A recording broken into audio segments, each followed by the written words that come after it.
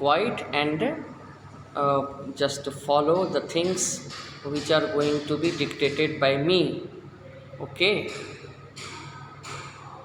आज का हमारा चैप्टर है भारत में खाद्य समस्या। भैया बहन, भारत में खाद्य समस्या, ये आज का हमारा चैप्टर है।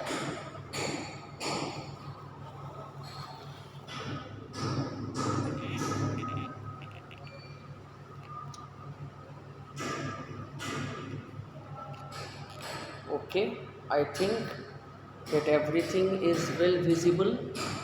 आप सब कुछ बोर्ड पर जो लिखी हुई चीज़ें हैं उसको देख पा रहे होंगे। तो भैया बहन, अब हम लोग देखते हैं चीज़ों को।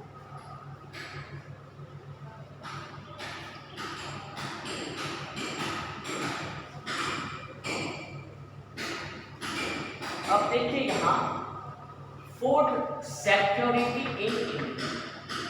भैया बहन, इसमें कहीं कोई दो राय नहीं है कि सुरक्षा का मतलब आप नहीं समझते होंगे। सुरक्षा का मतलब तो हम लोग सभी समझते हैं कि सुरक्षा का आखिर मतलब क्या होता है। अब खाद्य सुरक्षा का क्या मतलब होता है, इसको भी हम लोग समझ जाएंगे। हाँ, नथिंग इन इट, इसको भी हम लोग समझ जाएंगे। सिर्फ एक बात यहाँ पर करनी है, गौर करनी है, वो ये कि खाद्यान्न इतना महत्वपूर्ण क्यों है और खाद्यान्न सुरक्षा में कौन कौन सी चीज़ें आती हैं।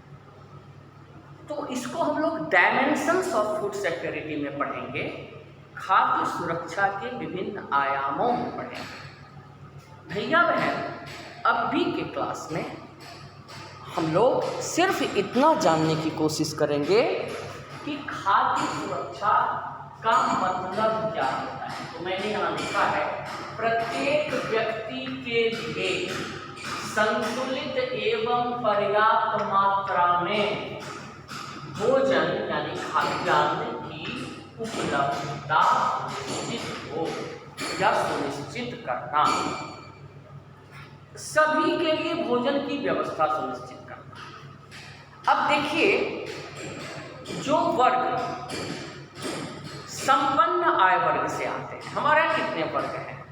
जैसे हम लोगों ने निर्धनता में देखा कि निर्धन वर्ग कौन है, तो 3 नाम आया था उसमें, आपको याद होगा। पहला शेड्यूल्ड कास्ट भाई जो हमारे समाज में है। दूसरा आए थे शेड्यूल्ड ट्राइब्स, हमारे आदिवासी भाई बहन।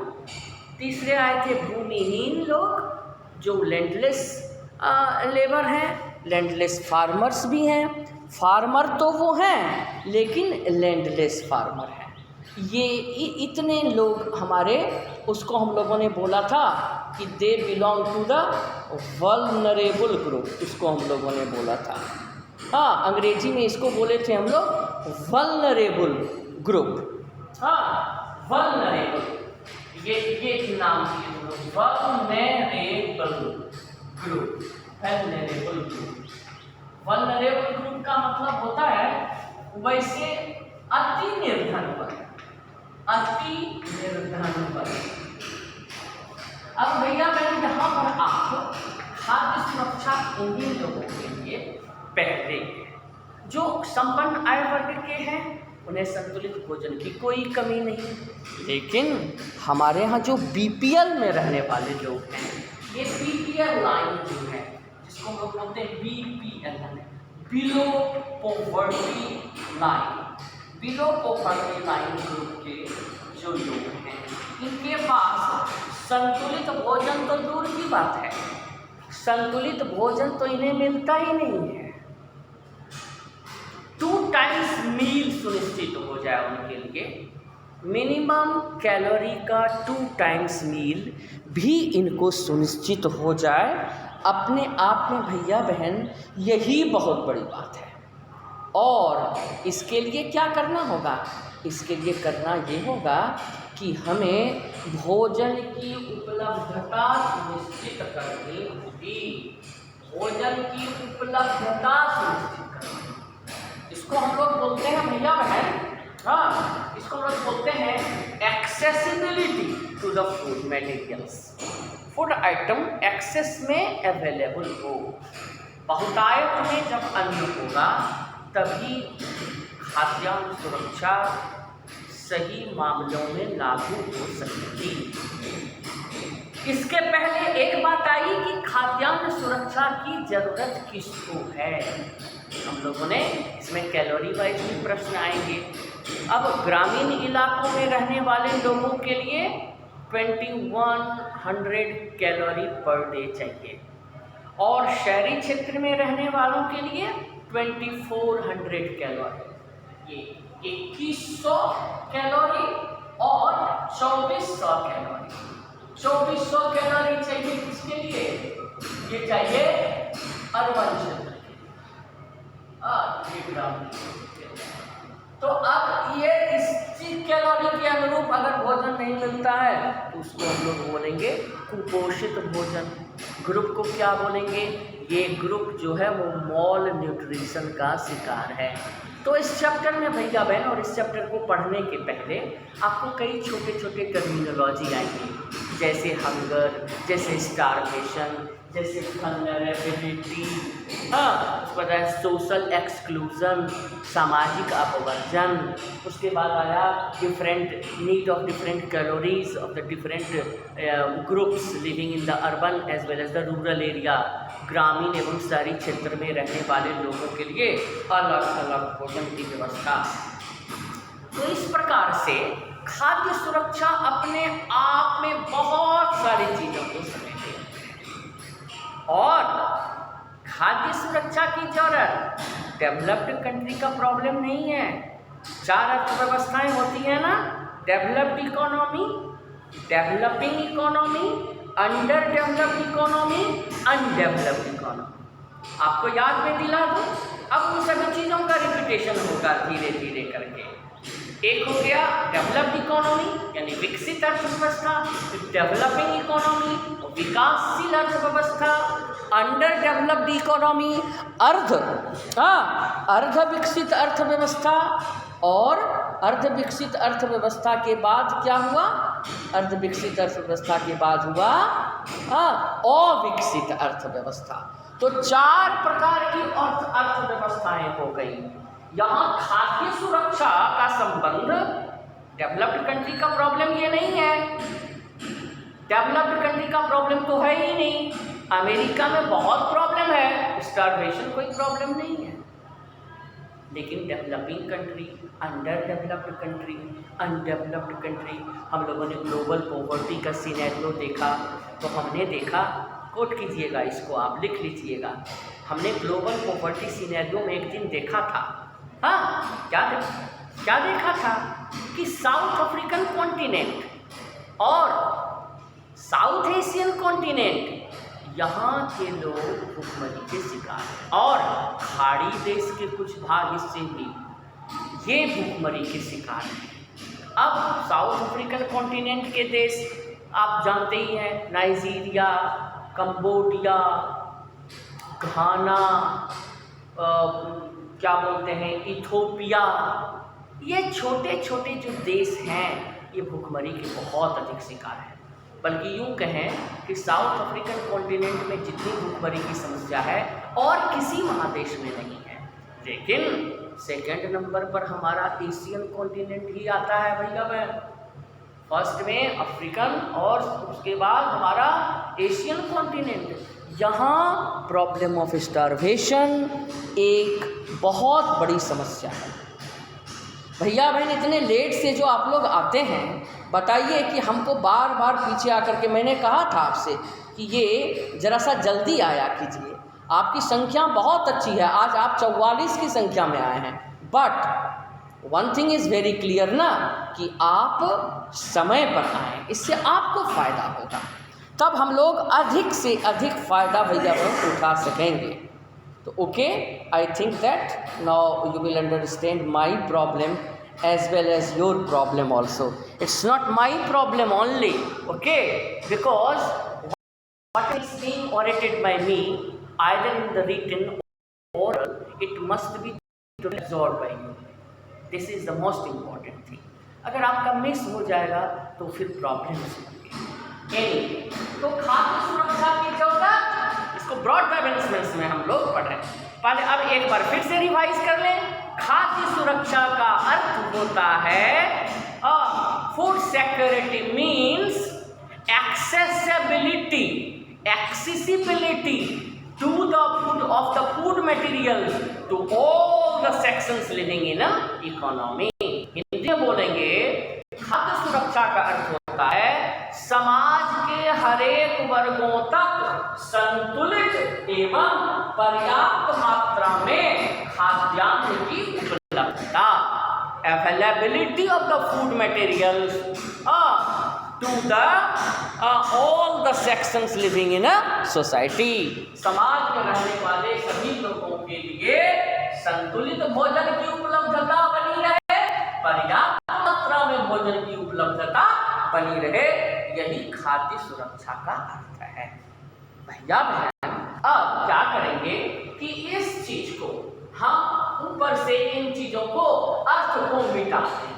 अर्थ को मिटाने से क्या कि अब आप इसका मैंने फोटो आपको भेज दिया है, मैं इसका फोटो भी आपको भेज दूंगा। और यहाँ पर देखिए क्या है कि सिर्फ अब इतने सारे पॉइंट्स को रहने दें। क्यों?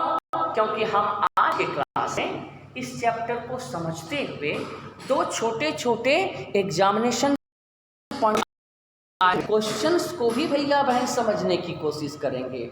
और वो है पहला तो खाद्यान्न सुरक्षा का अर्थ, जो कि हम लोगों ने जान लिया, और दूसरा है खाद्यान्न सुरक्षा की आवश्यकता।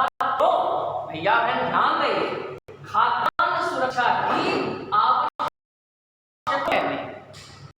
पहला 3 कारण बहन मैंने लिखे हैं। पहला कारण है खाद्य सुरक्षा की आवश्यकता हमें 3 कारणों से है। We need security due to the 3 major reasons.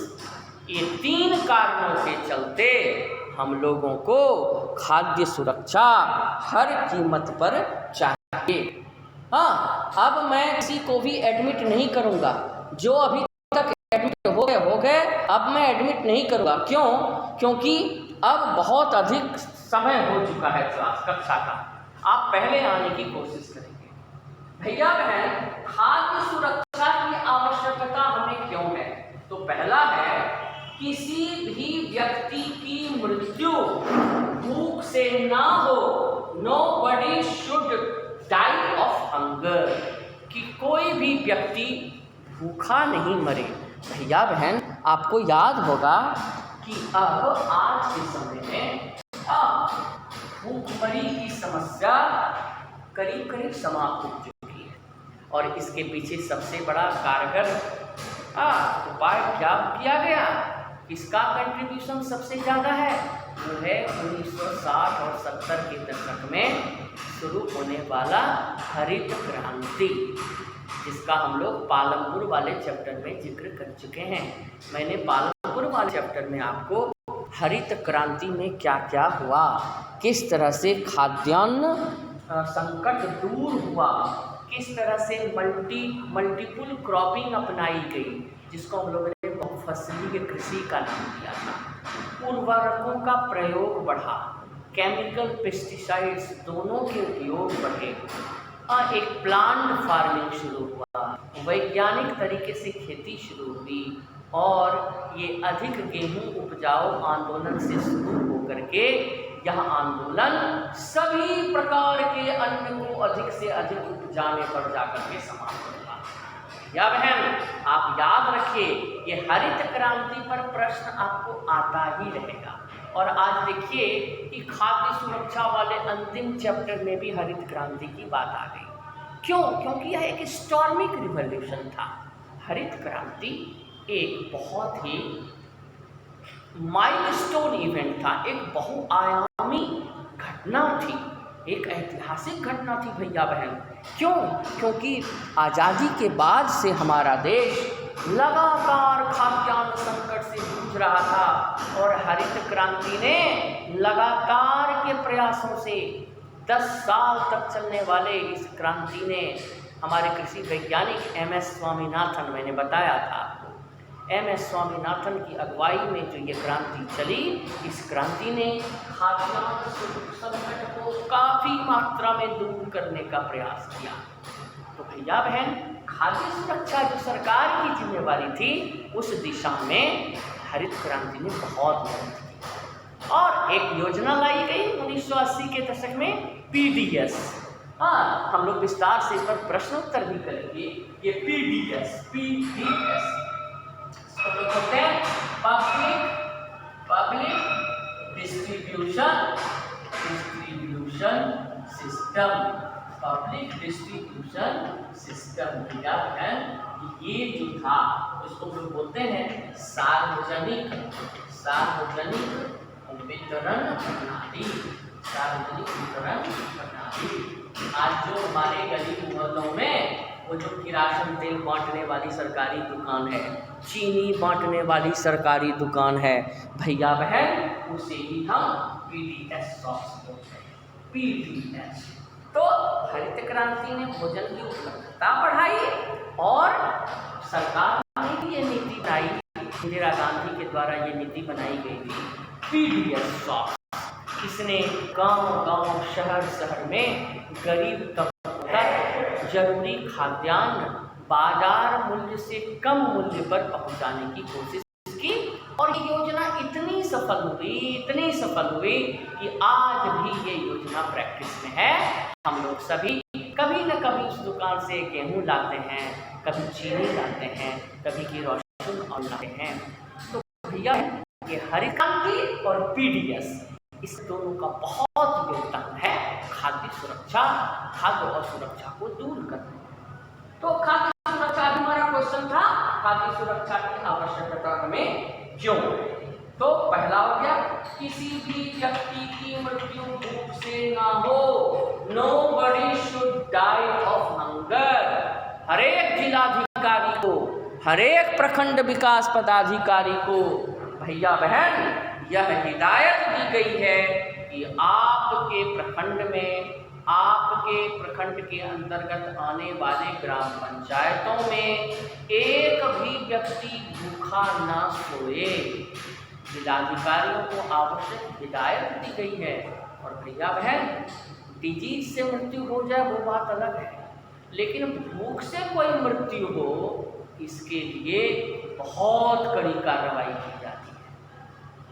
कोई भी भारत सरकार हो या राज्य सरकार हो, अगर किसी जिले में कोई व्यक्ति भूखा उसका डेथ हो गया, तो आप समझ लीजिए कि वहाँ के सरकारी कर्मचारी डिस्चार्ज और सस्पेंड तक हो जाते हैं, उनकी नौकरी तक भैया बहन चली जाती है। इसलिए यह जरूरी है कि कोई भी हर व्यक्ति तक गांव में रहने वाला व्यक्ति या शहर के मोहल्लों में रहने वाला व्यक्ति, हर व्यक्ति तक खाद्यान्न की सुलभता बनी रहे, यह सरकारी कर्तव्य के दायरे में लाया गया। भैया बहन, उत्सुकता कभी कभी उठती है कि क्या जिलाधिकारी देखते चलेगा कि किसके यहाँ खाना बना है या किसके यहाँ खाना नहीं बना है? बिल्कुल, जिलाधिकारी का काम है, सबके यहाँ खाना क्यों नहीं बनेगा, वो तो संपन्न आय वर्ग के लोग हैं, उनको देखने की जरूरत नहीं है। लेकिन हर एक शहर, हर एक गाँव का डाटा मौजूद है सरकारी विभाग में कि इस इलाके में BPL 9 से नीचे रहने वाले कितने लोग हैं, झुग्गियों में रहने वाले कितने लोग हैं, कितने दलित पॉपुलेशन रहते हैं। कि भूखमरी के शिकार वही ग्रुप होते हैं, तो सरकार आसानी से उन ग्रुप्स तक रेमेडिकल मेजर्स पहुंचा सकती है, खाद्यान्न पहुंचा सकती है, उन PDS शॉप्स की सुनिश्चितता कर सकती है। और इस तरह से अगर सुनिश्चितता हो गई तो फिर भूखों मरने वाली बात ही नहीं होगी।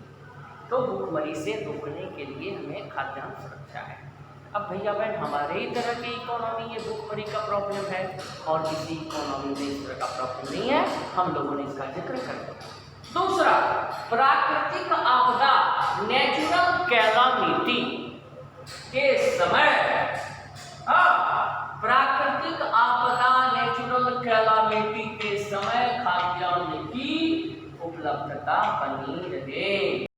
या बहन आप देखेंगे कि इस बार किसी साल में पानी ही नहीं पड़ा, वर्षा नहीं हुई, अनावृष्टि का शिकार हो गया, लो रेनफॉल हुआ। अब लो रेनफॉल हुआ, एग्रीकल्चर अच्छा नहीं रहा, फार्मिंग अच्छे से नहीं हुए, खाद्यान्न, और ये संकट लगातार मान लीजिए कई साल तक है। अभी कोविड के चलते सरकार ने 5 किलो गेहूँ, 5 किलो चावल और 2 किलो दाल ये सभी घरों तक, सभी व्यक्तियों तक पहुंचाया। भैया बहन, अगर सरकार के पास सरप्लस खाद्यान्न नहीं होता तो अभी इतनी सफल योजना क्रियान्वित नहीं हो सकती थी। सरकार ने सभी व्यक्ति को पर मंथ के हिसाब से ये 12 किलो अनाज पहुंचाया। अब समझिए कि सरकार के पास गोदामों में इतने अनाज थे तब तो पहुंचाया गया। अगर गोडाउन में अनाज ही नहीं होता तो फिर क्या पहुंचाया जाता? पैसा से भूख तो शांत होता नहीं है। तो भैया बहन, ये नेचुरल कैलामिटी, कब भूकंप आ जाएगा, कब महामारी फैल जाएगी, कब अकाल हो जाएगा, और इन सबों से निपटने के लिए भैया बहन ये सरप्लस अनाज चाहिए। और सरप्लस अनाज जब तक सरकार के पास भैया बहन नहीं रहेगा तब तक सरकार स्वच्छंद होकर इस तरह से अपना काम नहीं कर सकती है। सरकार सब तक अनाज की उपलब्धता सुनिश्चित नहीं कर सकती। ये प्राकृतिक आपदा से निपटने के लिए, प्राकृतिक आपदा से जूझने के लिए हमें खाद्यान्न सुरक्षा चाहिए। खाद्यान्न सुरक्षा के तहत ही प्राकृतिक आपदा में भी भोजन की उपलब्धता बनी रहेगी। भैया बहन, और तीसरा और अंतिम जो है वो है फूड इनसिक्योर ग्रुप, वैसे वर्ग। याद रखिएगा, इस टर्म को याद कर लीजिएगा, अंग्रेजी हिंदी दोनों में। फूड इनसिक्योर ग्रुप, खाद्यान्न असुरक्षित समूह। इसको हिंदी में, इसका हिंदी अगर बनाएंगे तो क्या बनाएंगे? खाद्यान्न, खाद्य असुरक्षित समूह। आप हिंदी में भी लिख लेंगे, अंग्रेजी में भी लिख लेंगे। ये सब टर्म आपको आएगा, आपको 1 नंबर के क्वेश्चन में भेज देगा। खाद्य असुरक्षित समूह से आप क्या समझते हैं? खाद्य असुरक्षित समूह से आप क्या समझते हैं? What do you mean by food insecure group? तो आप क्या लिखेंगे? वैसे वर्ग जिनके पास पर्याप्त मात्रा में भोजन की उपलब्धता नहीं बनी रहती है, सालों भर उन्हें पर्याप्त खाद्यान्न नहीं मिल रहा होता है, ऐसे वर्ग को हम फूड इनसिक्योर्ड ग्रुप कहते हैं, खाद्य असुरक्षित समूह कहते हैं। भैया बहन, ऐसे ग्रुप में कौन कौन आते हैं? मैंने अपना आज का चैप्टर शुरू ही यहीं से किया था, आप याद कीजिए। SC, ST, अन्य पिछड़ा वर्ग, दलित वर्ग, आदिवासी वर्ग, भूमिहीन, खेतीहर मजदूर। फिर से याद रख लीजिए, यानी जितने जितने वर्ग निर्धन वर्ग में आते हैं, निर्धनतम वर्ग में आते हैं, उन सबों में खाद्य असुरक्षा देखी जाती है। क्यों? वो निर्धन है, आय की कमी है, सफिशिएंट मात्रा में खाद्यान्न अपने लिए और अपने बच्चों के लिए नहीं जुटा पाते हैं, तो उनको हम लोग समग्र रूप से खाद्य असुरक्षित समूह बोलते हैं, फूड इनसिक्योर ग्रुप। वैसे वर्ग जो अभाव के कारण भूखमरी, स्टारवेशन के शिकार होते हैं, उन तक खाद्यान्न उपलब्ध कराना आवश्यक होता है। भैया बहन, हम समझते हैं कि आप आज की बातों को खूब अच्छे तरीके से समझ गए होंगे, और अगले दिन हम लोग अब जो पढ़ेंगे वो पढ़ेंगे खाद्य सुरक्षा के, खाद्य सुरक्षा के आयाम। सुरक्षा के आयाम, इसकी जानकारी भी हम लोग लेंगे। डायमेंशंस, आयाम को होता है dimension, dimensions of food security. अगले दिन हम लोग खाद्य सुरक्षा के आयाम अर्थात डायमेंशंस ऑफ फूड सिक्योरिटी, इस पर विस्तृत चर्चा करेंगे। लेकिन भैया बहन, आज की कक्षा में हम लोगों ने 2 महत्वपूर्ण प्रश्नों से शुरुआत की और उसके बाद अनेकानेक टर्मिनोलॉजी में एंटर किए, जैसे vulnerable group, starvation, food insecured group, इन सभी चीज़ों को हम लोगों ने देखा।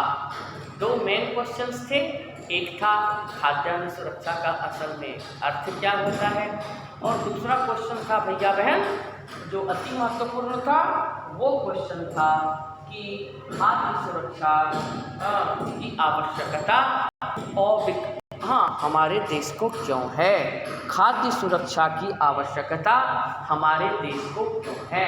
भैया बहन, इस क्वेश्चन को कई तरीके से एनसीईआरटी में पूछा जाएगा। भारत में खाद्य सुरक्षा की आवश्यकता क्यों है, भारत के लोगों को खाद्य सुरक्षा क्यों चाहिए, अर्ध विकसित एवं विकासशील देशों के जनसंख्या को खाद्य सुरक्षा की आवश्यकता क्यों है। भैया बहन, एनसीईआरटी के इस तरह के ट्विस्टेड वर्ड से आप वाकिफ रहेंगे। पढ़ने के लिए तो हमने पढ़ लिया, उसके थीम्स को भी जान लिया, लेकिन सब कुछ होने के बाद अगर परीक्षा कक्ष में हमारा ये आंसर छूट जाए तो फिर सवाल उठता है कि हमने पढ़ा ही क्यों। तो इसको देखना है, भारत को रिप्लेस कर देगा और दे देगा उस जगह अर्धविकसित एवं विकासशील देशों की बड़ी जनसंख्या को खाद्य सुरक्षा की आवश्यकता वर्तमान संदर्भों में क्यों होती है, क्यों इसको चाहिए। तो भैया बहन, आज हम लोग यहीं तक रहते हैं। अब जो है भैया बहन, क्लास हम समाप्त कर रहे हैं और इस 2 क्वेश्चंस को देखने के बाद अगले दिन हम लोगों को क्या देखना है, इसको भी हम